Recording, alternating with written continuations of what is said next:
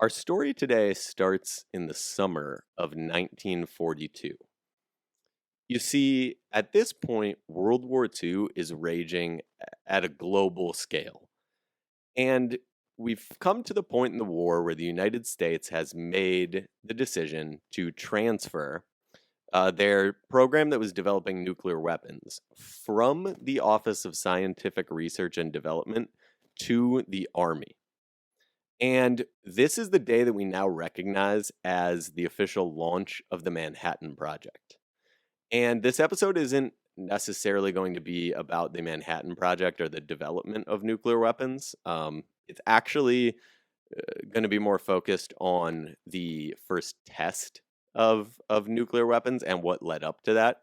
However, it's important to note that this military decision to shift the program to the Army is the start of the Manhattan Project, which is a project that created nuclear weapons. And that decision to make that shift ultimately leads to the development of the bombs that were detonated over both Hiroshima and Nagasaki, Japan, on two separate days in August of 1945.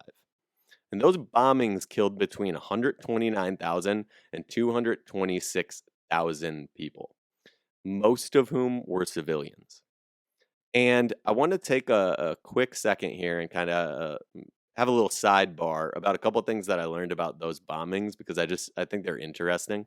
Um, the first is we actually detonated our two nuclear weapons over Japan on two separate days in the month of August. I believe there were 3 days in between those detonations.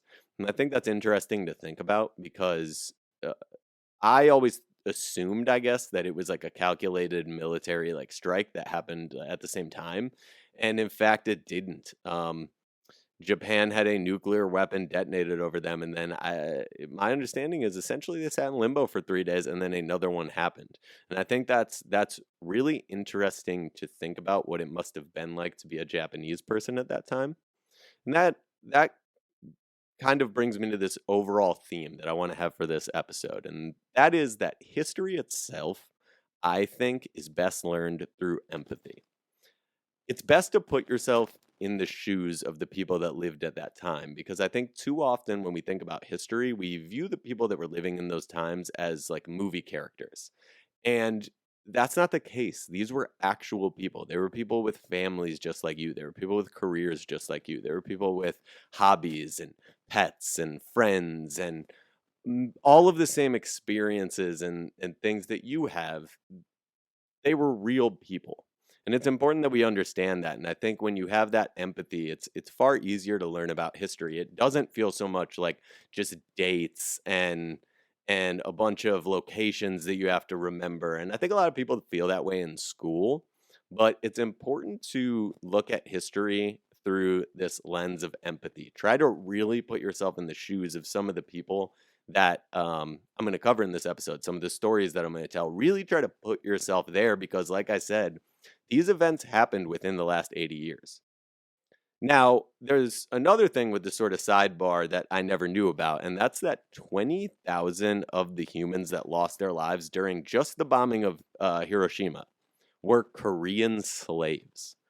And think about what I just said there. This is the 1930s, and these people were taken as slaves.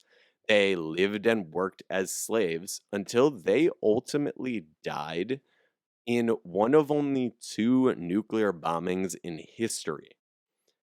And I think that is a really, really, really important thing to think about because there were a lot of moments when I was researching this episode where I did learn something like that. And I thought to myself, and yet there are people today that complain, seriously complain, angrily complain that their Wi-Fi is too slow. And I mean, I've done it before. I've complained about stupid things for sure. Everybody has. I'm sure everyone listening to this has complained about something really, really stupid before. And I want to use this episode maybe for us to make a deal, myself included. I would like for everybody to leave this episode with a renewed sense of how lucky we are to be alive at the time that we are, and just to use this episode as a reason to count your blessings and maybe show more gratitude in your day-to-day life. I think every now and then when you learn about history, like I said, through that lens of empathy, you can find yourself being more grateful about the things that you have in your life today. And I think that's a powerful tool that history gives us. And so I just think as we go through some of these stories, I would love if all of us, like I said, myself included, could leave from this episode while there are parts of it that are very sad and they're very tragic. I hope that we can leave with a perspective of gratitude for the lives that we're able to live, that we're able to pull this podcast out of the sky, basically, right into our supercomputer that we have in our pocket and learn about these things. And it's just such a blessing to be able to do that. And so I think an episode like that could maybe lead some people to have a little bit more of that that gratitude. So I'm hopeful that that's something that can come from this one.